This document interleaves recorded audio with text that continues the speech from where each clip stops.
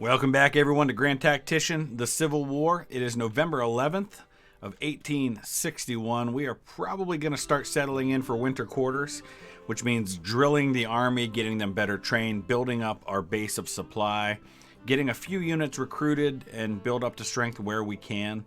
Renamed the Department of Pennsylvania as the Army of the Susquehanna, which is the river that runs right here through Harrisburg. And makes sense for the Department of Pennsylvania to have a Pennsylvania River name. But I don't think there's going to be a lot of combat, at least not of my own choosing. Now, the Confederates are going to probably be aggressive here, so I expect that a little bit. We'll continue getting our units recruited as we are able. I have still just a handful of patron units to get recruited, and as those troops are available, I will certainly do that. Here's the situation. We have 127,000 men in the field, 104,000 for the Confederates. And you can see all of the various information there. Things are going really well for us in terms of trade warfare. We could be doing better in weapons industry. And once I complete the current focus of our policy, which is industrialization 2, that's going to help a lot with availability of weapons, which are pretty lacking right now. But here we go. And as I said, we just don't know what the Confederates are going to do. And the Army of the Shenandoah and the Hampton Division are ganging up on us. 42,000 or so men between the infantry and cavalry, 87 guns for the Confederates. If you remember early campaigns, we had a real trouble with Confederate AI recruiting artillery, but he has no trouble doing that now. Joe Hooker's Army of the Potomac, with about 39,000 men, are going to be taking them on with fewer guns. This could be an interesting battle. Let's see what happens. Battle of Manassas Junction. So it's interesting that we will basically hold the Southern or the Confederate position on the battlefield this time around, which is really good news for us because we are not only on the defensive, but now we get to cover the crossings. Now, that could get a little dicey just because there's a lot of crossings to cover, and he does outnumber me, but it looks like the objectives, we've got one here at Lewis Ford. I don't even know if there are any other objectives on this map. It looks like Lewis Ford may be the objective, which means that's probably where he's going to head. So we'll center our defense in this area here. We'll cover Island Ford, but then we'll kind of dip around here. So if he does cross way out here somewhere, we won't worry about that too much. So here's basically our layout. We're going to cover one division at each crossing. So that means we've got Sumner covering Farm Ford. We have Mansfield covering the Stone Bridge. We have Halleck's Regulars Division covering Lewis's Ford, and that's the objective point. We've got Barnard's Division covering Ball's Ford. I have cavalry here with Kimes Cavalry. I've got cavalry up here with Pleasanton watching the Warrenton Turnpike. I'm going to send Buell's Cavalry up here to the Sudley Church crossing so we can keep an eye on things. And then I'm going to hold Wilcox's division kind of on the northern end. So I'm kind of covering all my bases the best I can. Actually, you know what I might do with Wilcox is I might hold him up here somewhere as a reserve to help out wherever possible. Because if Buell sees something happening up here, I'll have time to shift them over if needed. Okay, let's go ahead and get started. We're going to send Buell up here to the Sudley Church crossing. We should have advance notice for just about anything. I actually may send him even further than that, maybe up here, Sudley Ford area, just so if we can see them coming down this road, we'll have time to know what to do. Okay, we've got our first sighting of the rebels. It's Earl Van Dorn coming down the road exactly where we expected he probably would. So let's go ahead and pull Pleasanton's Cav back. It's going to take a while for him to get that order, and he may run into a slight issue, depending on what Van Dorn chooses to do here. He's going to sit tight right there, so we might be able to get him out. But since he's so far out from where our... Holy cow, how did that even happen? Oh, no! Major scouting mistake on my part. Two things. There are two Confederate armies here. So I didn't think about the fact they'd be coming from different places. One of them came in from the west on the Warrenton Turnpike. The other one came in from up here. I'm caught in between the two. Oh, boy. Okay. First things first, we get Orlando Wilcox to turn around. And now we've got some major issues to deal with. I'm going to start by pulling my cav over here back as well. All right. This is going to be a nightmare. We'll keep Buell right where he is.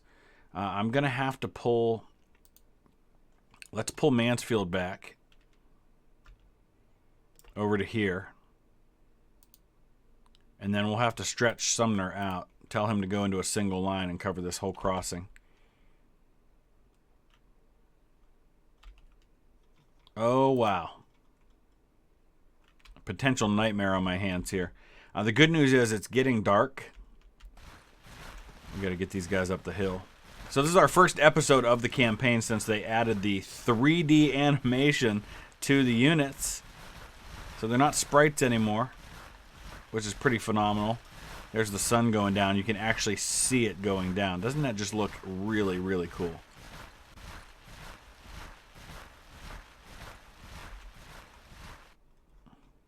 Man, and what's cool about this is if you've ever been to the Bull Run battlefield is how good they've really made this look. Like, I know this is Matthews Hill just by looking at it. This is Matthews Hill over here. This is Henry Hill, and this is that little valley in between where Young's Branch is. And the first battle of Bull Run was fought kind of in between. Matthews Hill was where the Union attacked from up here, overran Matthews Hill, went down into that valley, and then attacked up Henry Hill. And we do have nightfall because it is winter, so nightfall happens pretty early now. And that's actually really just going to save the day for us. So let me go ahead and try and get redeployed. Okay, bailed out by the sun going down. So now what we've got to do is we've got to continue to keep an eye out a little bit on this pincer movement that we're caught in the middle of. I've got one division covering Lewis and Balls Ford. I've got one division covering Farm Ford and the Stone Bridge. I've got 3 divisions now over here on the western side, and they're going to be instantly in combat. Let's go ahead and give them some defensive stance orders, even though I get really nervous when I start with the stance orders because they don't always necessarily handle them very well.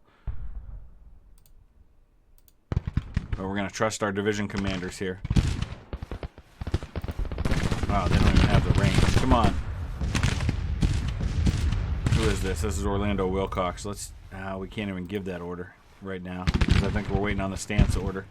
All right, we've got Joseph Roberts and his 10-pounder Parrots up here.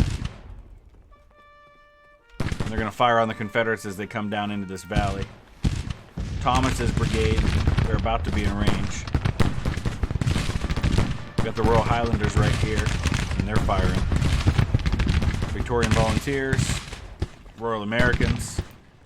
Over here we got the Royal Artillery Battery. Pleasanton's a single brigade that's attached directly to the Army Commander, so we can kind of give him individual orders.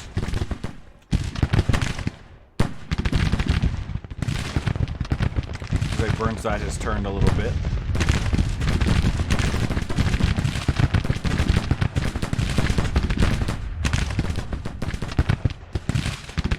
He's not firing, though, because they're out of range.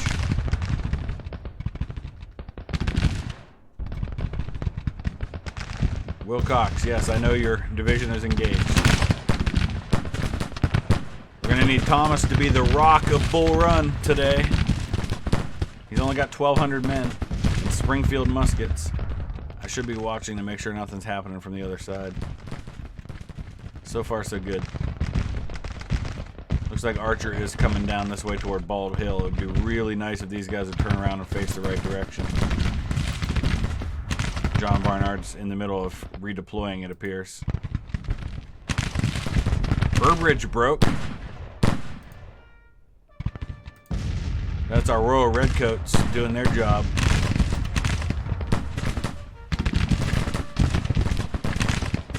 Sending some skirmishers forward.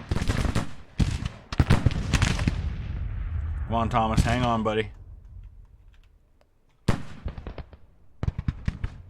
Casualties so far, enemy 650, our own just 78. Because we've got the high ground. It's over, Anakin. I have the high ground.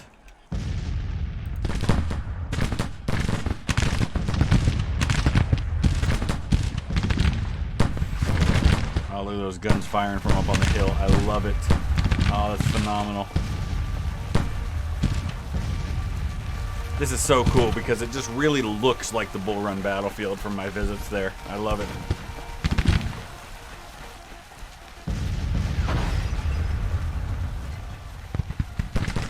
This house right here is such a prominent and easily noticeable landmark on the battlefield when you go there. One of the main roads kind of runs down right through here. I think that's the road that goes over the stone bridge. Yeah, it is. The original stone bridge is right here, and if you visit today, the one that you drive over today is like right next to it.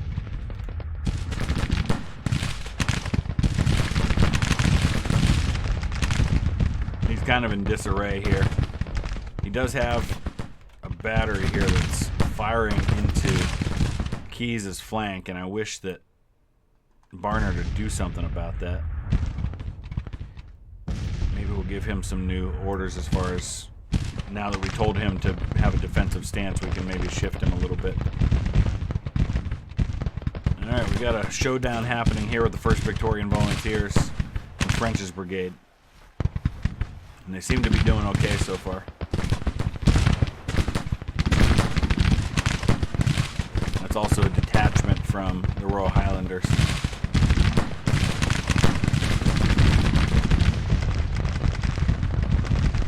Two brigades are broken for the Confederates now. Where is his other army, though? Because we spotted him at one point, and we haven't seen him since. That concerns me quite a bit. So first things first, let's give Buell an evade order. We're going to do the same for Keim. That way, if they do run into him, when I send them to go out kind of scouting, they won't engage.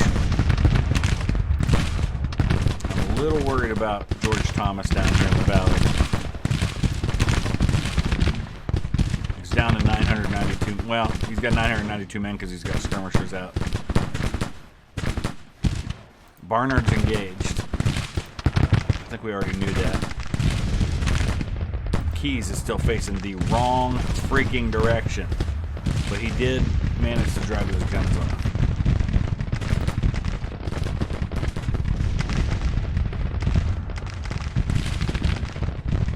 There they are. Okay, there's Stonewall Jackson, Jeb Stewart.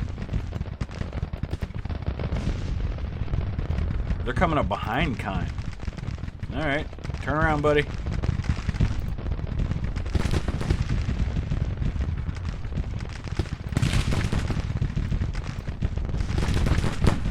There we go. Little cavalry battle going on here between Keim and Stewart's Cav. They've got mixed cavalry weapons as their first combat. Stewart's only got 300 men, though. Should be okay there.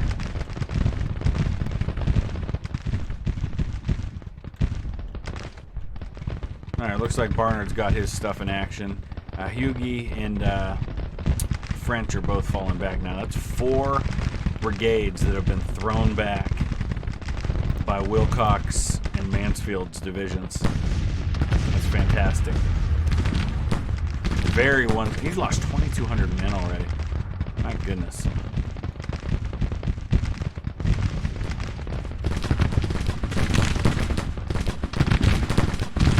Our dismounted cavalry doing their thing.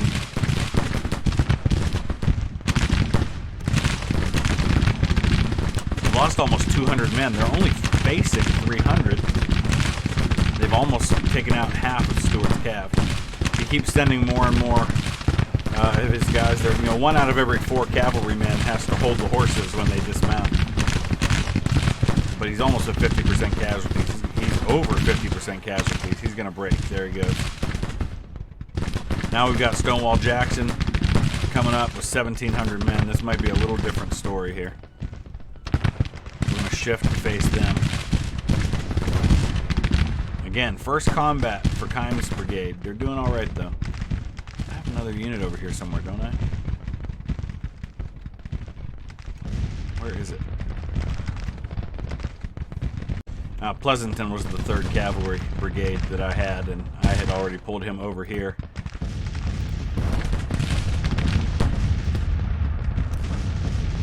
Let's get him dismounted. Dang, there's a whole division there. Let's send Alec out to face them out in the open. Looks like he's coming at Barnard on my left flank over here now. I don't know what Barnard's doing. The first main is in a really weird position. And I'd really just love to shift them, but not my job.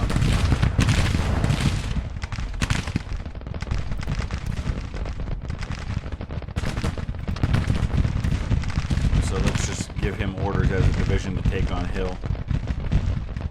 Man, they're coming at me pretty strong here. How's Thomas doing? I'm concerned about them. Yeah, see, he's down. He's got 196 men out there, so combined he's got about 1,000 men, and you can see where he's at. The good news is we've got reserves. There's a lot of artillery right there, which also concerns me. We've lost 1,300 men, but we've inflicted 3,200 casualties.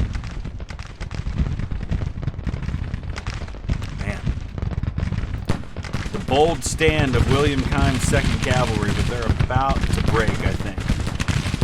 They've lost about a quarter of their men. They're down to 1,700 men. They've lost almost 700. And now you can see we've got an entire Confederate division coming at them. They're going to break. Let's pull him back, although he may break before he even gets that opportunity. All right, Alec, you have orders to attack. There's no way he's going to hold. Let's see, send Seymour's battery up there to help out. We're holding our own over here, but there's more Confederate units coming down the road. I think it's probably time to go ahead and send Edwin Sumner over this way. I think this particular division can hang on. Keim broke. Not unexpected. I'm not sure what Halleck's doing now. Henry Halleck spent about 2 years as the Union General-in-Chief. He was married to Alexander Hamilton's granddaughter. And they called him Old Brains because he was really good sitting behind a desk thinking of ideas, but terrible in the field, as Grant discovered at Corinth when he had to serve under Halleck in the field. And he stayed on throughout the war. He was demoted from General-in-Chief, obviously, because Grant took over that role in the spring of 1864, but he was still kept in Washington as Chief of Staff. So everyone recognized that he had some very strong qualities that were useful in the war effort.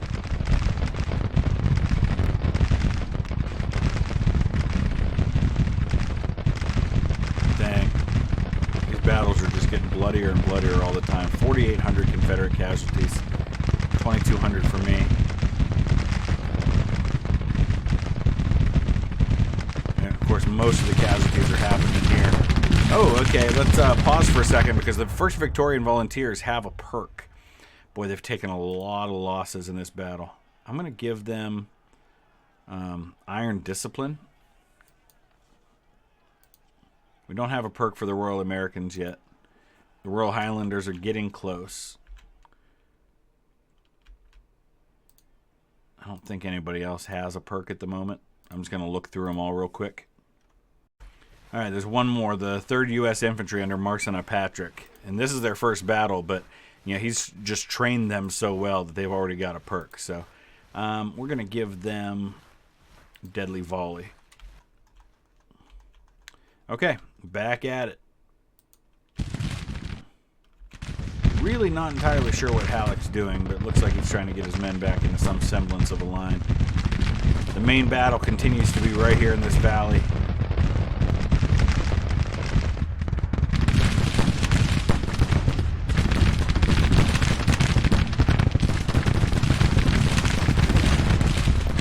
These guys firing? No, they can't. They've got men right in front of them.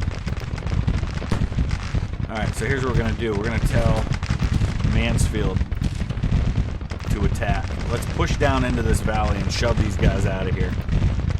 I want to bring Pleasanton around to help out with that.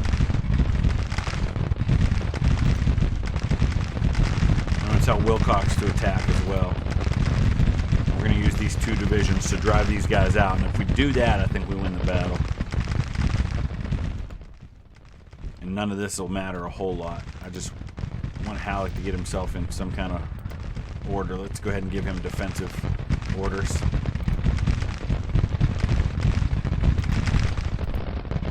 Who's low on ammo? Ferry. That's right here on the left. They're getting dangerously close to breaking. But we just broke the Confederates. DeRosey, that was the guy that conspicuously behind our lines before. Boy, George Thomas is going to be the one to charge across that valley at the artillery.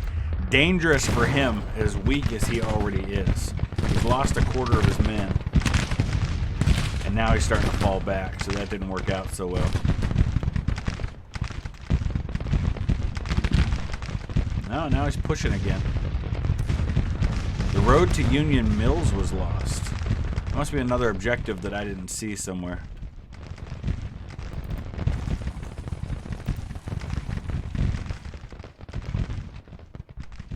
Oh, way up here. Interesting.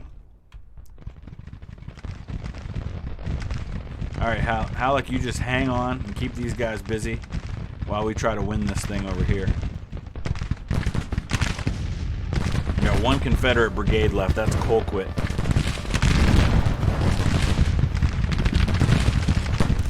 $6,000 enemy casualties. That's almost 15% of his force. Almost 3,000 casualties for us.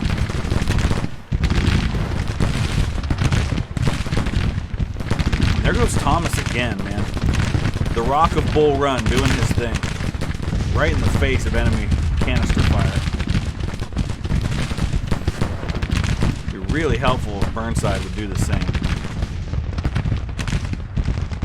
That's Wilcox's division. He is issuing orders to move forward. Let's tell Sumner to do the same.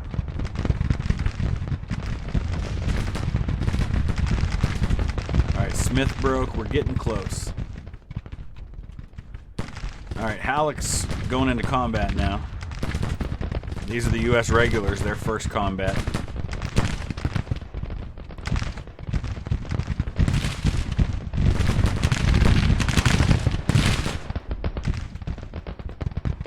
Oh, George Thomas broke. I'm not entirely surprised by that, but I'm not too concerned by it either.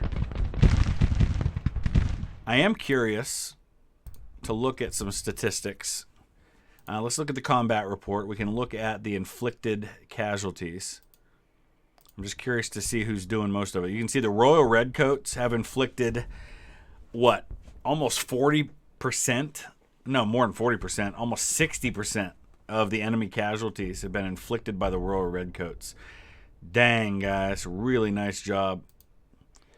Specifically, the Royal Americans and the Victorian Volunteers, and the Royal Highlanders for that matter. That division has been right at the center of the action the entire time, right here in this area where most of the fighting has taken place. Alright, how we doing over here, Alec?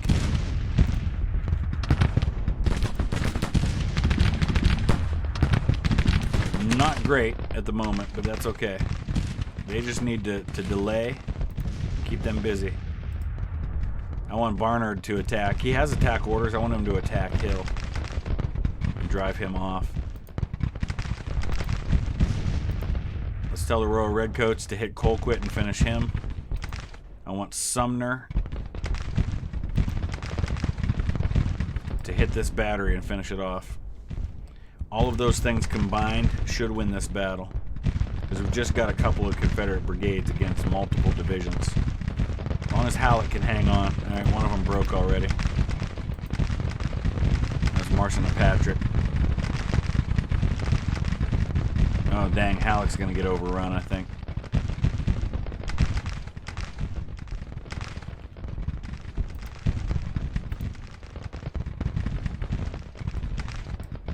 Alright, Wilcox, get over here and watch Hood's cavalry coming in. What are we waiting on here, Royal Redcoats? Hit these guys. Barnard, same thing. Come on, attack, buddy. Alright, we're coming in from multiple sides on him now. Pennsylvania Dutch Brigade. William Buell Franklin.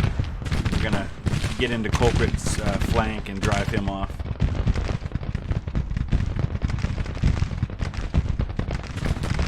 Whew, 8,000 Confederate casualties now. I'm not sure if we'll be able to push him over 29%, but Colquitt's brigade just surrendered. So the Pennsylvania Dutch Brigade coming up and getting on his flank was what it took to make that happen. And they have broken. That might help us turn this into, well, no, 29% would be a pretty tall order, but 10,000 casualties now for him.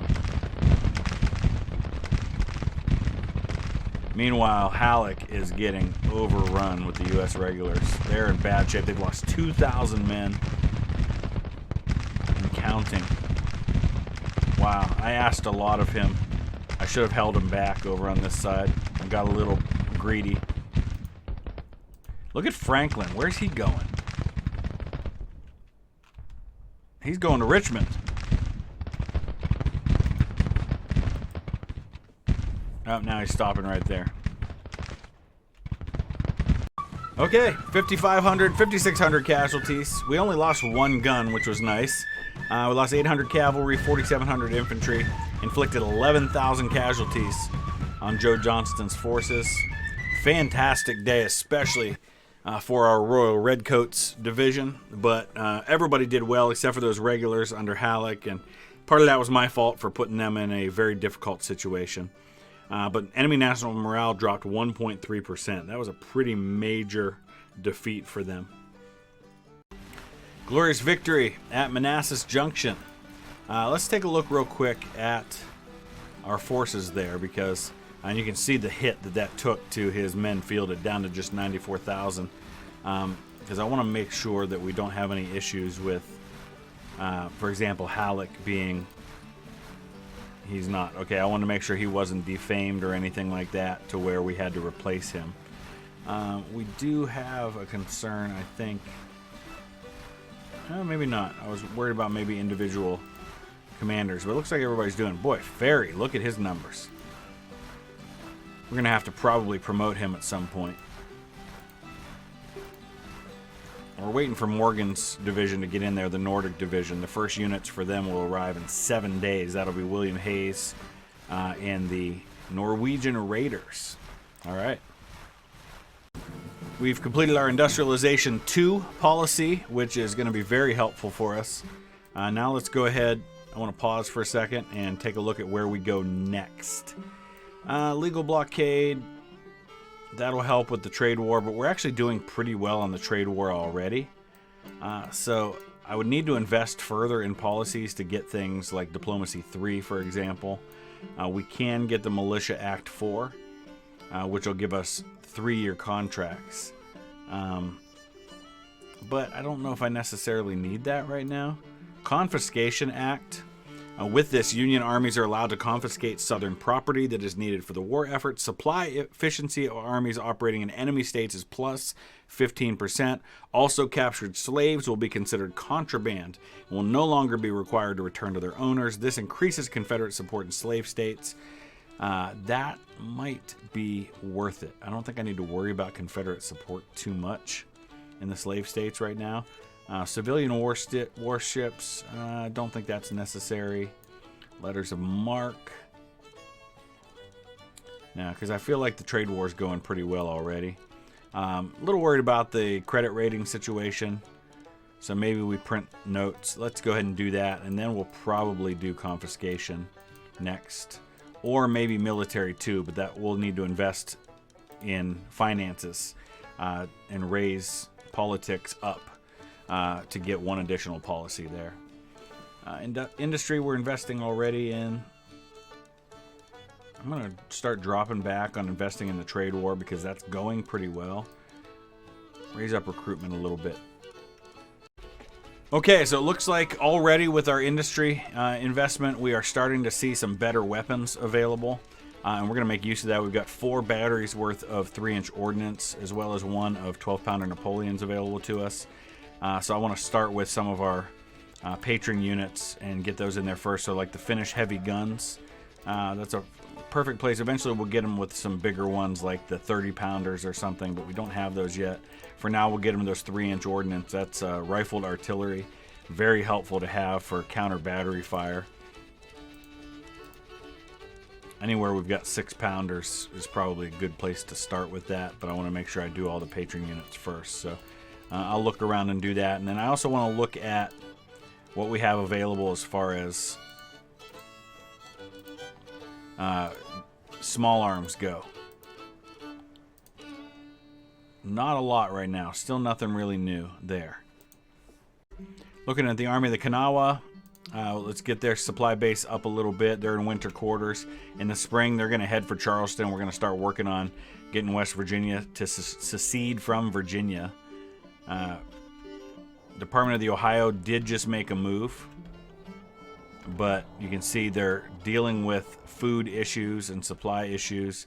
We're going to send them back to where we've got a decent amount of supply. See if I can actually upgrade any of those. I don't think I can. I just built those. We've got some Confederate presence in southern Indiana we'll have to deal with. We did create the Army of Indiana to deal with that, but Thomas Sherman's army is far from ready. Let's see what's going on down here. I think we did send Grant out. I just don't remember where. We didn't send him west, did we? Here, let's take a look this way. Figure out where Grant's army is. Grant's Army of the Mississippi, 30,000 strong. We need to get some more units in there. Oh, he's right here. Okay. Can we move him on Nashville? Yeah, let's hold tight and, again, build up supplies a little bit. We got a wounded in action that has returned. Colonel Fremont. So interesting situation here. I decided to deploy Hooker's army to defend rather than go into a pitched battle as winter begins.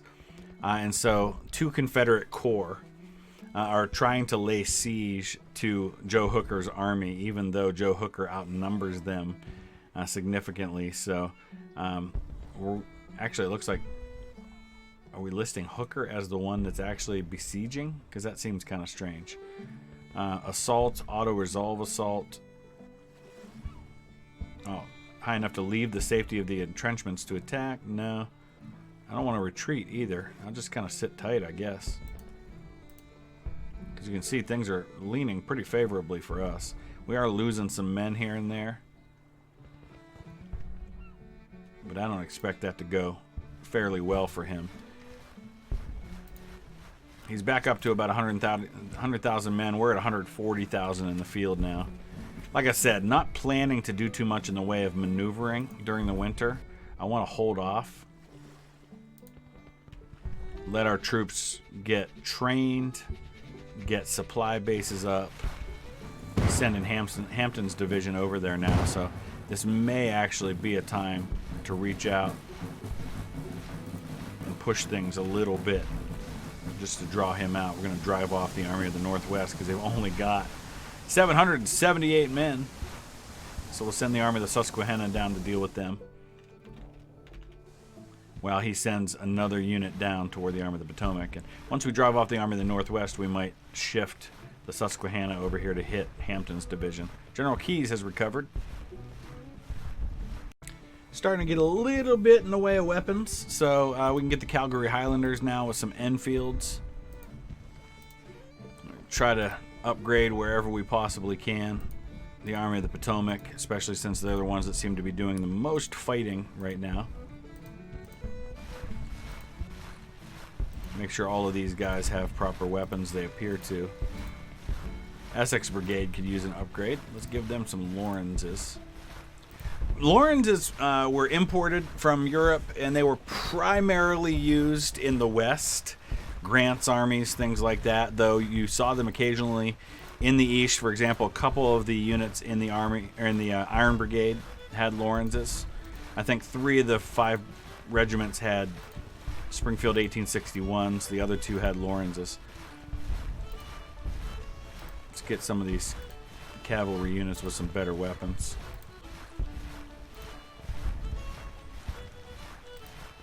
Some Sharps carbines.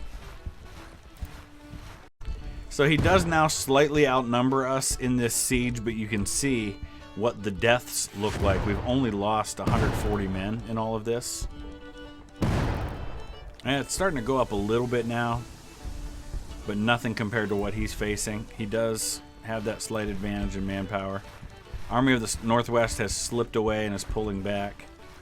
So we're going to go ahead and shift the Army of the Susquehanna over there to help even the odds a little bit. In fact, give us an advantage with that additional 20,000 men. Maybe we can draw his army out.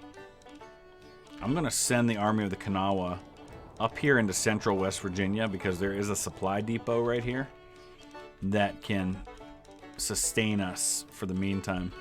Department of the Ohio, we're going to sit tight with them. I probably would like to get some more men into McClellan's army if possible. Army of the Mississippi will sit tight. Still can't upgrade this other depot. Let's go ahead and build another one.